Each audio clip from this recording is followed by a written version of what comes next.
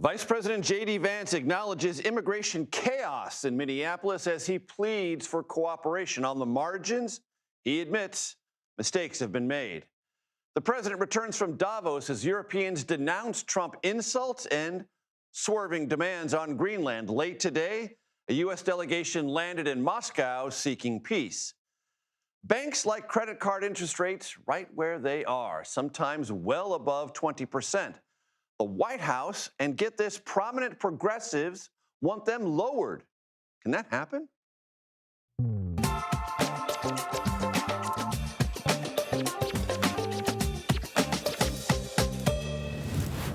Hello, everyone. I'm Major Garrett in Washington. Welcome to the Takeout. I've told you many times when the flood tide of news in Washington and elsewhere requires, we will get out of the way and get right to it. Today is one of those days. On the agenda, President Trump returns from the World Economic Forum. On his way home, the president screamed on social media about a raft of polls showing his approval ratings in the low 40s to mid 30s.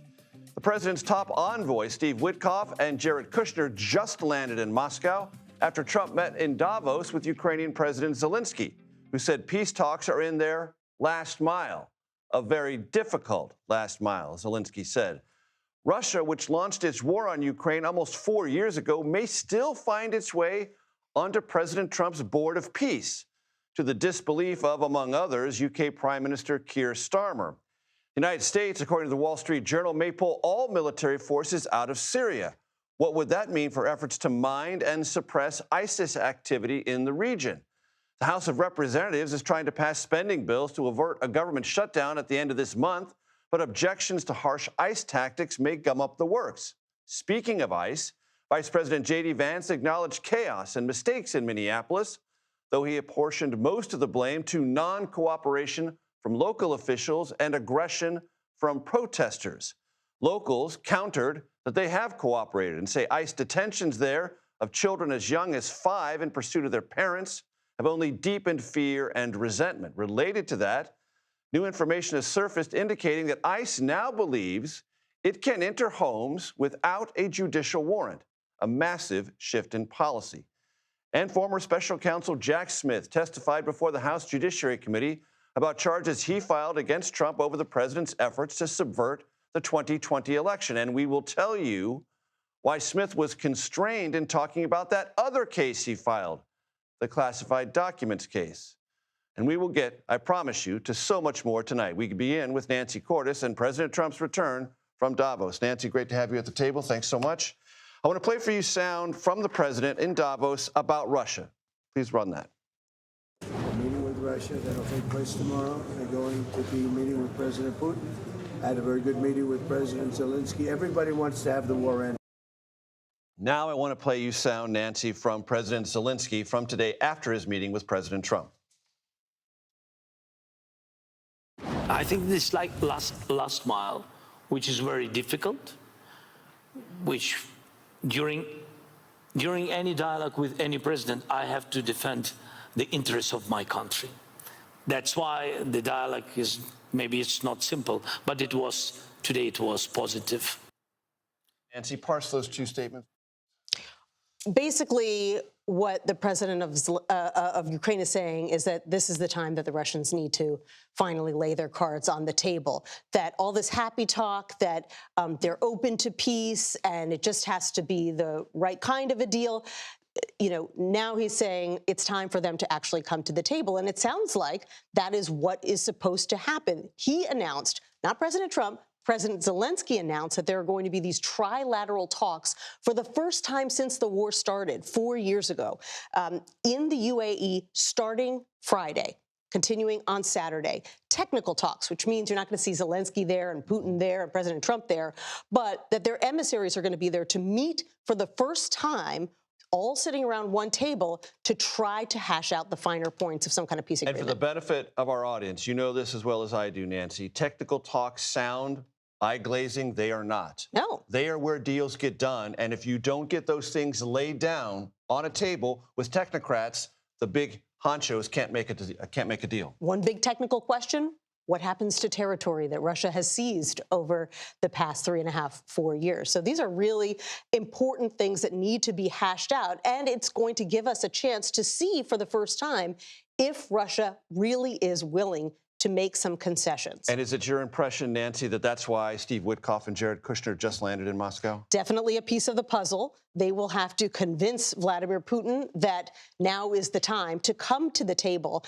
And, you know, we've heard about talks before. You remember it was months ago that President Trump said that he was going to have a summit with Putin, with Zelensky. So even though Zelensky is saying that these talks are going to start in the UAE tomorrow, until the Russians are saying it, the Americans are saying it, I'd say all of this is still a little tentative. Very quickly, Nancy, the Board of Peace, a little bit of fanfare at Davos on that, but a lot of those nations you might think might want to join in, opting out at least now. The United Kingdom, Norway, Sweden, France, Canada, Ukraine, China, the EU. A lot of parliamentary democracies on that list are not in. With leaders who are saying, we want to help Gaza, we want to be involved.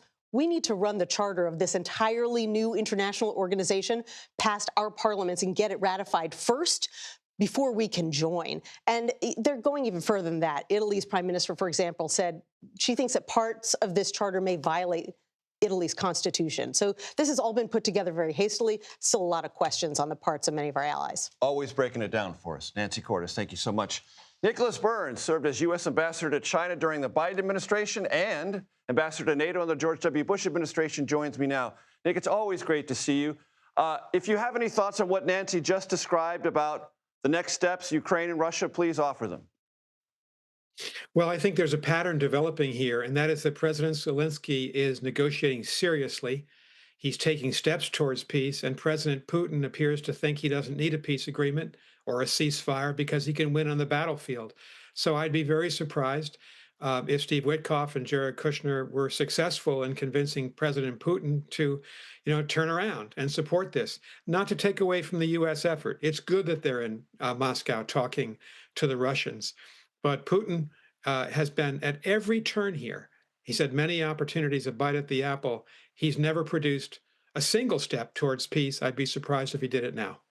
Nick, I said on this program last night that there are no details about this Greenland framework, but there are a lot of hurt feelings and deep, deep bruises in Europe, deeper than ever before. Was I right about that? Major, I think it's the single most difficult crisis that NATO has had in many decades because we've never had an American president or any leader threaten an attack on another NATO country. And you really can't take that back. It's good that President Trump backed away from that yesterday. It's good he backed down on the tariffs, but he's unpredictable in European eyes. They worry that he might come back with, these kinds of tactics in the future. And if there's going to be a deal, it's going to have to be a deal that respects Greenland and Denmark and their sovereignty in their own country. I actually think, Major, that the deal that seems to be materializing, that the United States would establish new missile defense bases in Greenland, that NATO would establish a major Arctic shield effort in the Arctic, and that we would keep Russia and China out of rare earth mineral development, that has the makings of a very positive deal. But we have to be respectful to Denmark and Greenland and show them that respect. And the president, while he backed down yesterday, he was caustic, extraordinarily critical of the European leaders by name. He made aspersions against the entire continent that it was a failing place. Not the best way to win friends and influence people inside the NATO alliance. Nick, you know this much better than I do. Sometimes in diplomacy, you have to push doors that are closed open. But sometimes you have to know when to walk through a door that's already open. The Greenland door was already open. It was. We have a 1951 agreement that allows the United States to construct bases and operate them on our own. We might be able to renegotiate that, even to make that more explicit. I think the door is open, Major. And this kind of a deal that the New York Times has just reported in the last couple of hours, I think it was available a year ago. It was available 6 months ago. The president didn't have to act like Tony Soprano. We can do this the easy way or the hard way, he said last week. That's demeaning to democratic governments, especially major governments like Denmark. They had the highest per capita losses of any troop contributing country in Afghanistan, and they were there with us for 20 years. So they're feeling that we're showing zero respect for them. And here's a time I hope the president will be more diplomatic. I know that's a lot to ask, but that's what's required right now of the United States. Nick, I want to ask you about Syria. It's not something that's uppermost on the minds of America, but a lot of things have been going on in the last 2 weeks there. The Wall Street Journal is reporting the U.S. is considering pulling all military forces out. There are 2 very large prisons there that hold a lot of ISIS bad actors. The Secretary of State, Marco Rubio, said today that Iraq may hold some of those prisoners. What is going on there, and what U.S. interests are hanging fire right now? We've had troops in Syria, a small number, but important, for the last 10, 15 years because of ISIS. ISIS, unfortunately, is still alive and still creating mayhem and evil in the Middle East. And so I hope in making this decision that the administration really does have ironclad commitments from both the new Syrian government and from the Iraqi government that they will essentially replace those troops and be effective in countering ISIS. It's hard to know what the details are because we haven't seen them, but I think at a minimum, that should be the case. It is also true, Major, that in 2017-18, in his first year in office, President Trump tried to convince his team that we should withdraw those troops, and I know that the Pentagon under Secretary Jim Mattis and others argued that the troops should remain. So it may be the U.S. wanting to reduce our footprint around the world, but we all remember what ISIS did in killing the hostages, including American citizens. So we better have a replacement regime in place that can be effective. Ironclad agreements, that's always hard to achieve in many places, particularly in the Middle East. Nick Burns, always a pleasure, sir. Hope you'll come back. Thank you so much. Thanks, Major. We turn now to Capitol Hill, where for the first time, Jack Smith testified publicly on his 2 investigations into President Trump. One on alleged election interference, the other on alleged mishandling of classified documents. The former special counsel defended his probe, saying, quote, "Nobody is above the law." President Trump was charged because the evidence established that he willfully broke the law, the very laws he took an oath to uphold. CBS News Justice correspondent Scott McFarland joins me now. Scott, this went on all day. There were, I guess, predictable partisan clashes about what Jack Smith did or didn't do. Very predictable. Republicans appeared inordinately interested in the tolling records on phones that Republicans had in the House and Senate. Democrats very curious about the underlying questions dealing with election interference. But Jack Smith could not talk very much about the classified documents case. First, tell our audience why. He's limited by a court order right now of speaking publicly about the classified records case in Florida because there's still some legal issues to iron out there. You'll recall that case was dismissed in July 2024 by a judge appointed by Trump who said Jack Smith wasn't lawfully appointed, so the case had to go. They were appealing that, and that was stopped when Trump won re-election. There's still some issues to iron out there, so he couldn't talk about it. There's a report he has. He has a sealed report that the Trump Justice can Department is trying to keep suppressed. Is that correct? In fact, the president and the administration just filed in court trying to keep that thing from coming out. Now, that's not a permanent restriction on Jack Smith, but it was relevant today. Interesting. What did we learn, if anything, about the election interference case, what Jack Smith thought he had, and some of the questions he got skeptically or supportively? I filled a notebook. Let me just tell you top line, nothing we didn't really know already about the case, but here's what I could tell you with certainty. This was a cathartic moment for any number of critics of the president who don't think Jack Smith had his day in court and wanted to hear him explain what he had and what he was going to bring to a jury.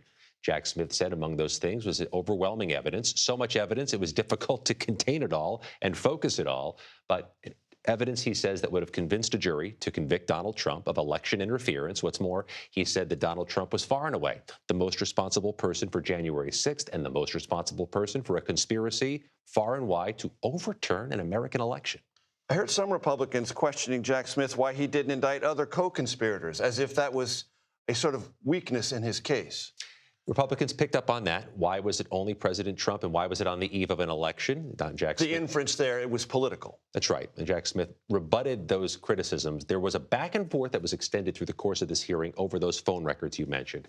There was phone toll data, which means records were seized or searched that show where calls were made and to whom they were made, not the content of the calls. Jack Smith did secure that for a number of Republican lawmakers who were believed to be targeted by Trump and his allies to help with the scheme to install fake electors and stop the election from being certified. I think what Jack Smith was trying to argue, that was following Department of Justice policy, and that's the thing a trained investigator would necessarily do. And Jack Smith said one of the reasons he was curious about those phone calls is because Rudy Giuliani, the night of January 6th, was still trying to call lawmakers to enlist them in efforts to block the certification of the electoral votes. That's been the distinctive thing about Jack Smith's case from the start. His argument was a unique one, that Trump didn't incite an insurrection, according to Jack Smith's charges. Trump used the insurrection as a tool of a scheme to still continue to press those Republican lawmakers after the vote had been stopped to flip and try to stop the certification. It's been a unique argument, and Jack Smith had a chance to make it today. And I think one thing you can guarantee, Major, as congressional hearings always are, it was unfocused. People will clip out different segments and shoot them out. There wasn't a whole lot of news there. But there's something on the public record today that wasn't there yesterday. That's Scott right. MacFarlane, thank you very much.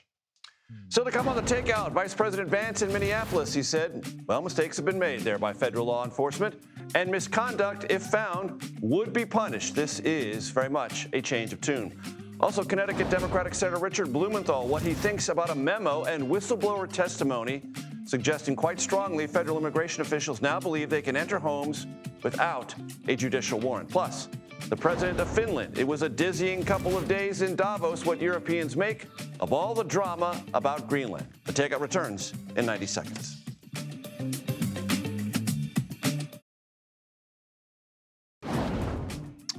Welcome back. Vice President J.D. Vance traveled to Minneapolis today, where he expressed support for federal immigration enforcement. Before arriving, he spoke in Toledo, Ohio, where he conceded that ICE has made some mistakes. When the president says that that mistakes have been made, my thought on that is that, well, of course there have been mistakes made, because you're always going to have mistakes made in law enforcement.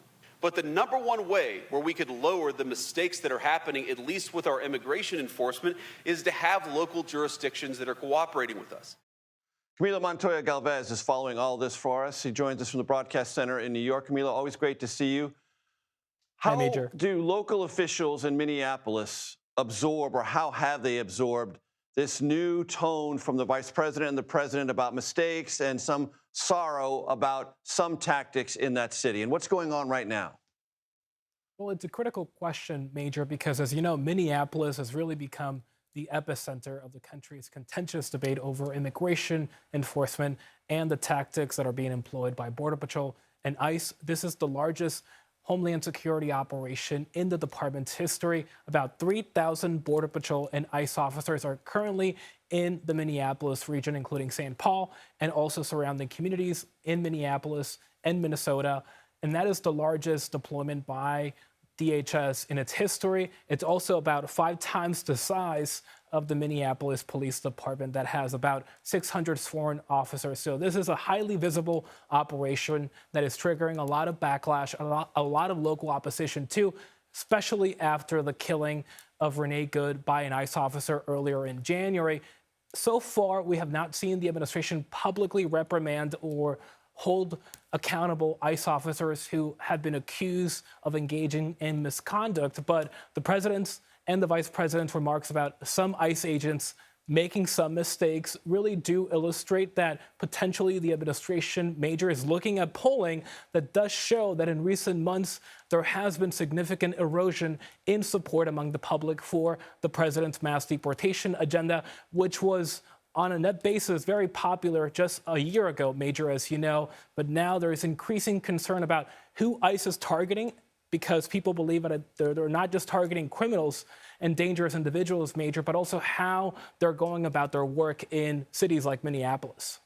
And some teens are getting ensnared by this. A 5-year-old child ensnared in this in Minneapolis. That's obviously generating tremendous curiosity on social media and intensifying the sense in some sectors of Minneapolis that this is too aggressive. That's right, Major. And again, it undermines the administration's claim that ICE and Border Patrol agents are primarily going after people that the administration calls the worst of the worst, who are in the country illegally. Yes, ICE and Border Patrol are arresting some individuals who have serious violent convictions or charges in American judicial systems, but increasingly the administration is arresting individuals, including families with children, who only have civil immigration violations and have no criminal records in the U.S. That, again, undermines that claim that they're only going after the worst and the worst. But obviously, we do have to underscore that under U.S. immigration law, the administration does have the authority to go after anyone who is in the country illegally, irrespective of whether or not they're a criminal major.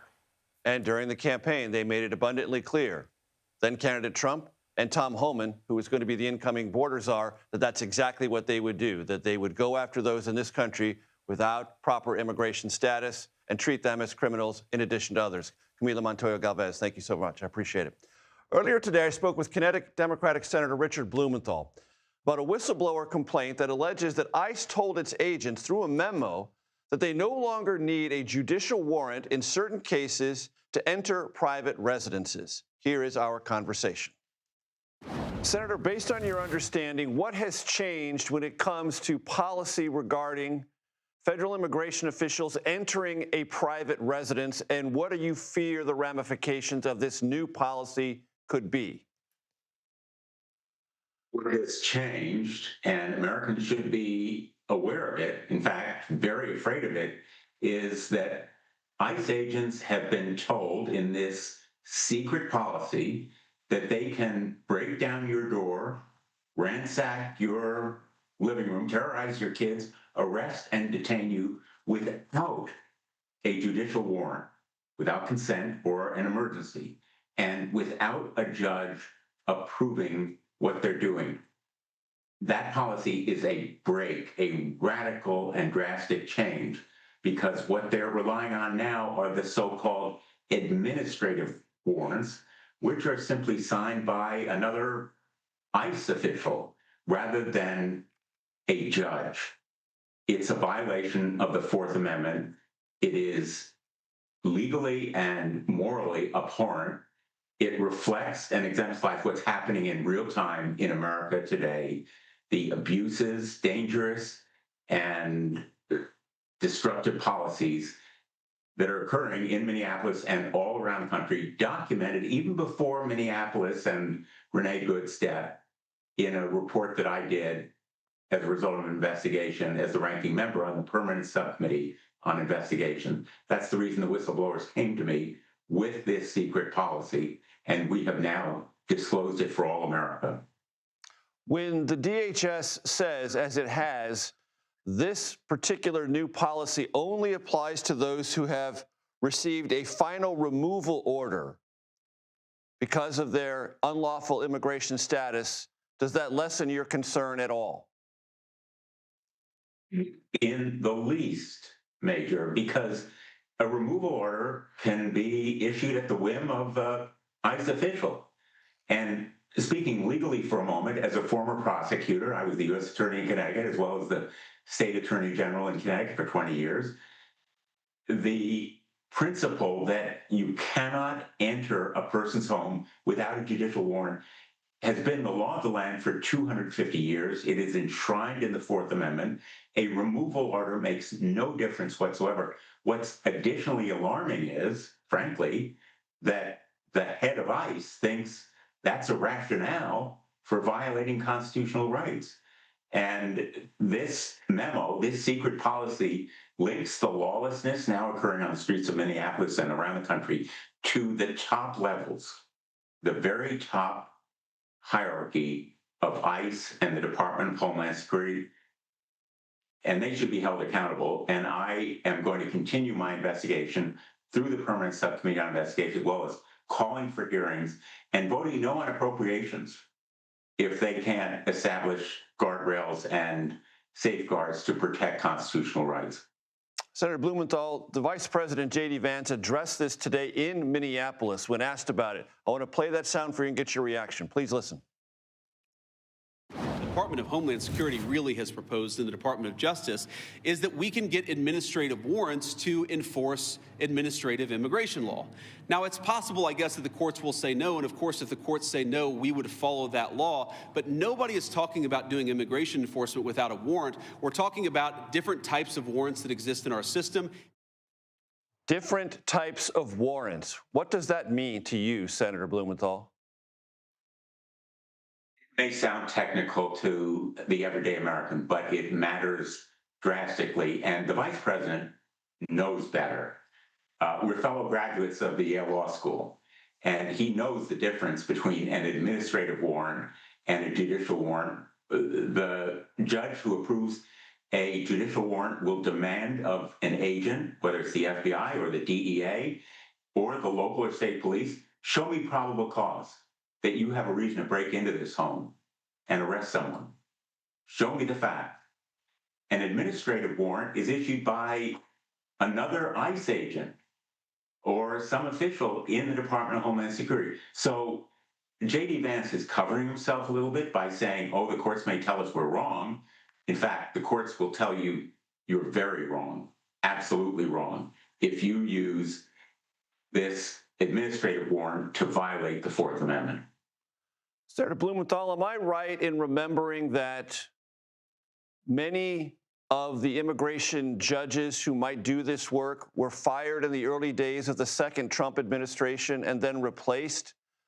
Am I correct about that? And does that have implications for what we're talking about? The hollowing out of the judicial apparatus of the Department of Homeland Security and the Department of Justice is weakening due process in this country for asylum claims that may be made. So it is relevant, absolutely. But administrative officers or administrative judges are not the ones to issue warrants to enter someone's home. It is a judicial warrant that is required under the Constitution. And the courts could tell me I'm wrong, but it will be a break from 250 years of established precedent.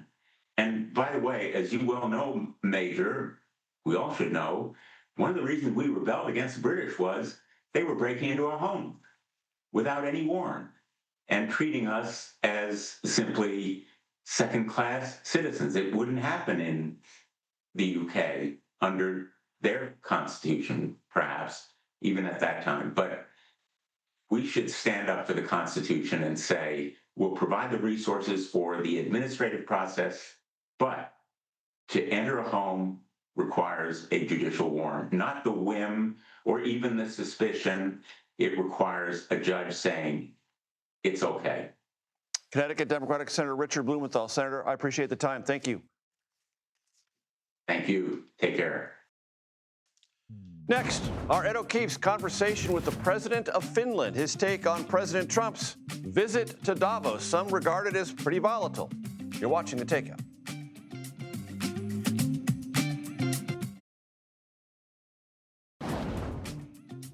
Welcome back to Takeout. We have some news from Capitol Hill. Just moments ago, the House of Representatives approved a series of spending bills ahead of the government shutdown deadline at the end of the month. One of those votes approved funding for the Department of Homeland Security.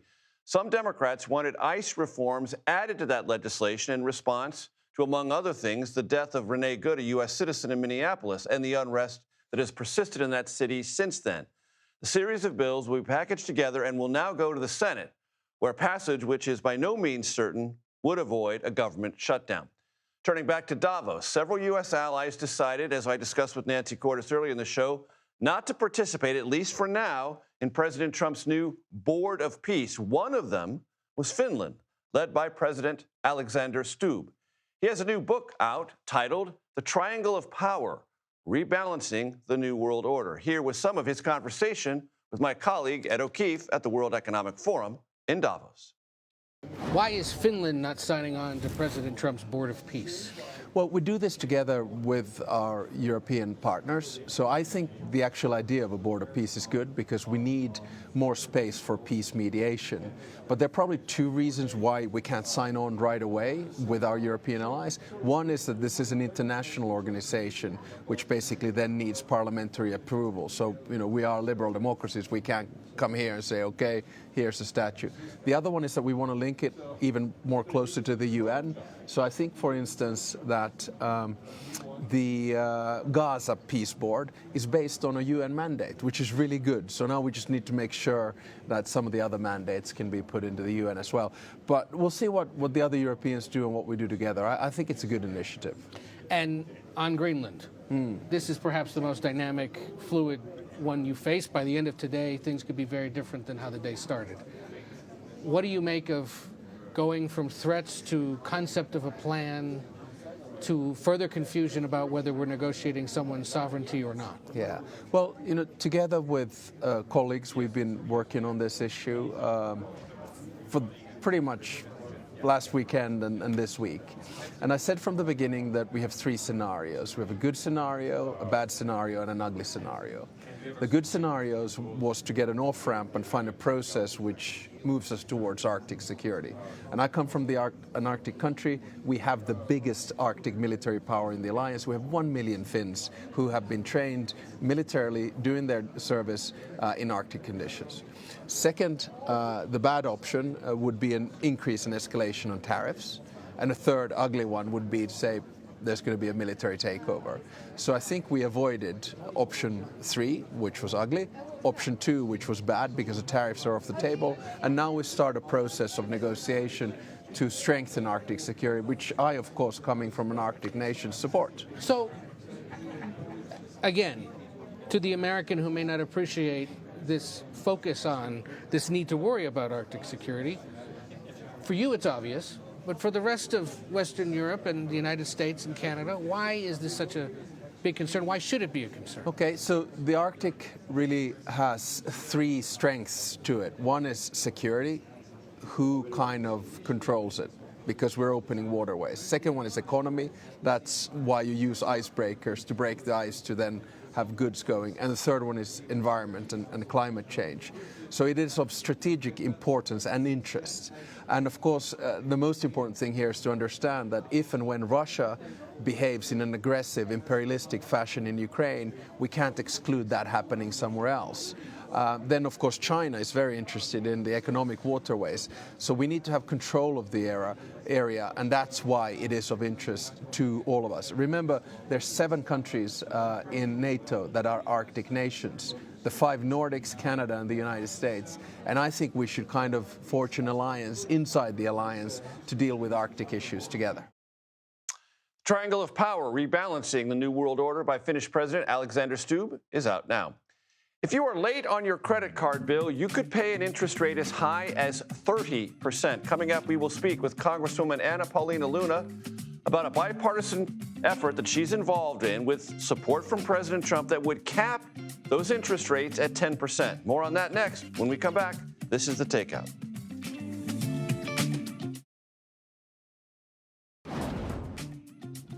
Welcome back to The Takeout. Thank you very much for hanging out with us. According to federal data, Americans own $1.2 trillion in credit card debt. That as of the third quarter of last year. Might be higher by now. LendingTree tells us that that amount has risen by 60% in 4 years. Earlier this month, President Trump on social media ordered banks to lower credit card interest rates to 10%. Nothing has happened. Why? Well, because legislation is required to do that, and that is where my next guest may well come in. Florida Republican Congresswoman Anna-Paulina Luna joins us now from Capitol Hill. She has legislation with Democratic Congresswoman Alexandria Ocasio-Cortez, an interesting partner, that would require a 10% limit. Congresswoman, great to have you with us. Thanks for joining us. How would your legislation work, and how long would that 10% limit apply? Well, we're looking to do permanent caps at 10%, and it would be effective immediately upon passing in the Senate. What's been interesting is we're trying to basically, and this has been our argument the whole time, if some of these banks, the biggest banks in the country, are going to receive bailouts or have received bailouts from taxpayers in the past or in the future, ultimately, we then should tell them you cannot literally have indentured servants that are sometimes maybe paying as high as 25, 30% on some of these credit card interests. What's been interesting is we actually introduced this last year together, and immediately upon introducing, I started getting bank lobbyists trying to come into my office. I started having groups that were paying influencers to try to attack me, saying that if I was going to push this legislation, that all of a sudden I was somehow a communist and was going to be responsible for people losing their credit cards. And I would argue the exact opposite. A lot of the reason why some of these people are in debt is because here in Washington, D.C., people were not able to get their act together. The previous administration, I don't think, had great policies, and it resulted in inflation. And a lot of people people were going paycheck to paycheck because of how expensive everything was getting. So I think that this is a healthy piece of bipartisan legislation. I think normal people are impacted this. It doesn't matter your party affiliation. And I think the fact that the president is championing this is going to make it very difficult for some of my Republican colleagues to try to block it. They're already trying to say what we're doing right now is somehow not a conservative thing to do. But I would say that bailing out corporate banks and working on behalf of some of these corporate institutions is not a conservative thing to do. Congresswoman, I don't know if you saw it, but yesterday on CNBC, the president reiterated what he's called for is a one-year 10% cap, and then it could go back up after that. Are you satisfied with that? Well, I think that he knows how to thread the needle, and I think that he's putting a pressure campaign, which I agree with, on the House of Representatives, whether it's here in the House or the Senate. But I would also, too, just reiterate the fact that I think if some of these banks have received big bailouts in the past, that they should have a permanent cap because they're making a lot of money. And when you're working your entire life, sometimes maybe you might not have a leg up in life, right? You're trying to pay back that debt, but how are you actually going to pay back so much of that debt? And this also, too, I think gets into the student loan interest argument, which there's going to be something on that here pretty soon, too. But the point is that I think that this is a very healthy conversation to have. And I think that if you're receiving taxpayer dollars anyways, then we should have a say on how much you're charging on interest. When you find yourself working with Alexandria Ocasio-Cortez and President Trump had a conversation with Elizabeth Warren, Democratic Senator of Massachusetts, about this issue, is that a populist fusion of parties from your perspective? It could be populist fusion, but we also like the art of the deal, and so we're willing to broker those deals. I've learned a lot, especially being on Capitol Hill, from the president, but yes, I think populism, this is where it's fusing on both sides, and I think that you're seeing support for it. And I think there's support among the American people. It's really the people up in Washington that are controlled by special interests that have an issue with it. You alluded to this, but what the banking industry says is these rates allow it to provide for applicants credit that they would otherwise not be able to provide. Either that is to say these higher rates finance their ability to spread credit in more directions. How do you respond to that? I think that they're going to lend it anyways, because if they don't, they're going to lose money. And ultimately, banks are driven by whether or not they can make a profit. I also think, too, that argument goes out the window when some of these banks have had to receive federal taxpayer dollars in bailouts. And so that's been my argument the whole time. And again, I had people trying to pay influencers, not scholars, not legal theorists, literally influencers to try to attack me over it. So I think if I'm taking on the influencer world because I'm trying to do the right thing and help advocate for the small guy, the little guy, and the American people, I think I'm on the right side of history on this one. Before I let you go, Congresswoman, before this can get to the Senate, it has to get through the House. Do you have a commitment from leadership to have a floor vote? Oh, I don't think leadership necessarily likes this, but I think that it helps having President Trump. We have literally the 800-pound gorilla in the White House that's drumming this all the way through. So I think I'll win that one. Congresswoman Anna Paulina Luna, I appreciate the time. Thanks much. Thanks. Senator Amy Klobuchar, one step closer to launching a bid for Minnesota governor. Trust me, it's going to happen. Our panel will break down her political future and the race to replace incumbent Democratic governor in Minnesota. His name, you might remember, Tim Walz. You're watching The Takeout.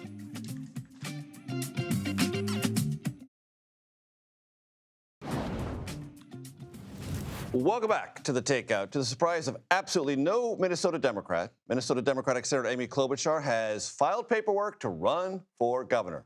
Source tells CBS News this is a preliminary step as she considers, forgets it, she's going to do it. She's going to run for governor after Tim Walz, the incumbent governor, having launched a bid for a third term, backed out earlier this month. I want to bring in our political panel. Rena Shaw, Republican strategist, former senior congressional aide. Jaime Moore, Democratic strategist, former director for the DNC chair's office under Jamie Harrison. Let me start with you.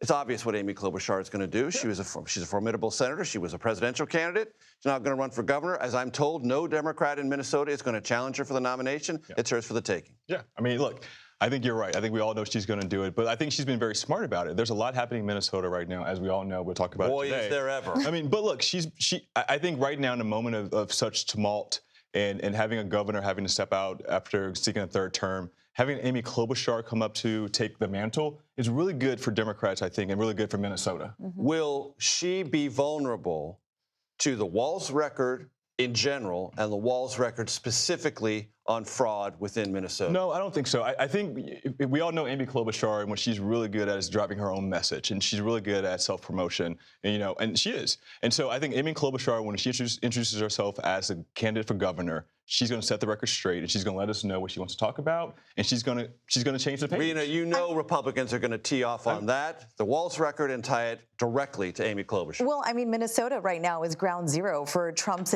immigration enforcement efforts, right? Yeah. So there's a lot that she can chew on here, and I think it's Democrats in Minnesota who are breathing a sigh of relief because Walz's implosion has been almost legendary. Yeah. I think it's a really bad exit on his part, like an end to a career that could have been so much better. But I think, let's be real here. Is this really about serving Minnesotans, or is this more about a graceful exit from a Senate where nothing seems to get done?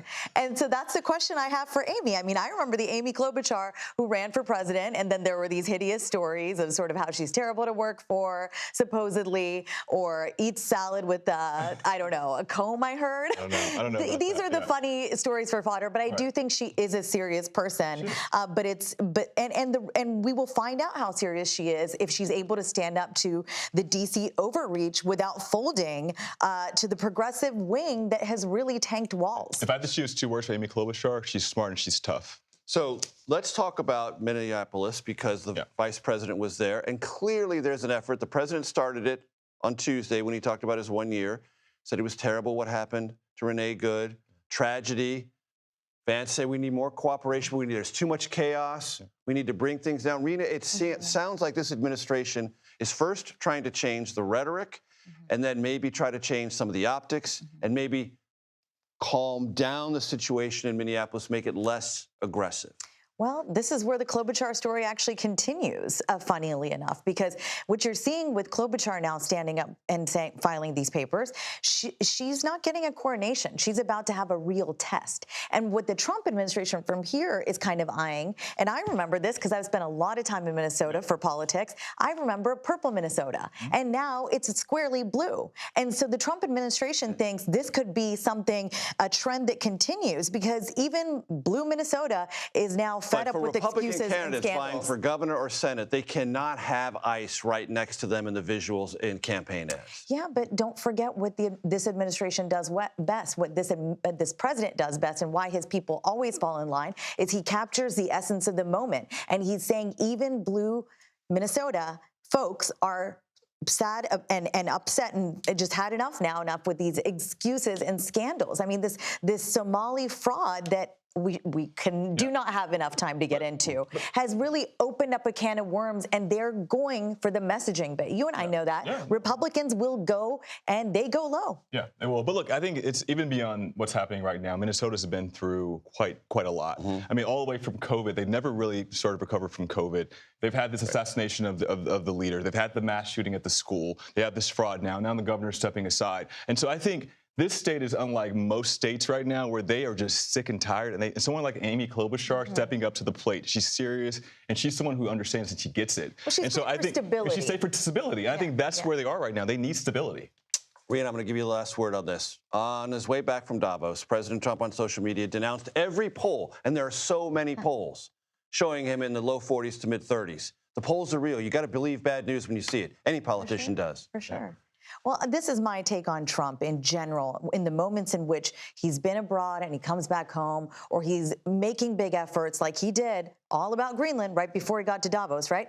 When things are going bad at home, he wants to get everybody to fixate on abroad. And that's just who he is. We'll Rena Shaw, Hyman Moore. Absolutely. Always a pleasure. Thank you. Remember, the candy doesn't eat itself. Happy Thursday, everyone. This is The Takeout. You know what we are. Just a quick reminder. Relentlessly curious, reliably civil, and occasionally clever. The Daily Report, coming up next.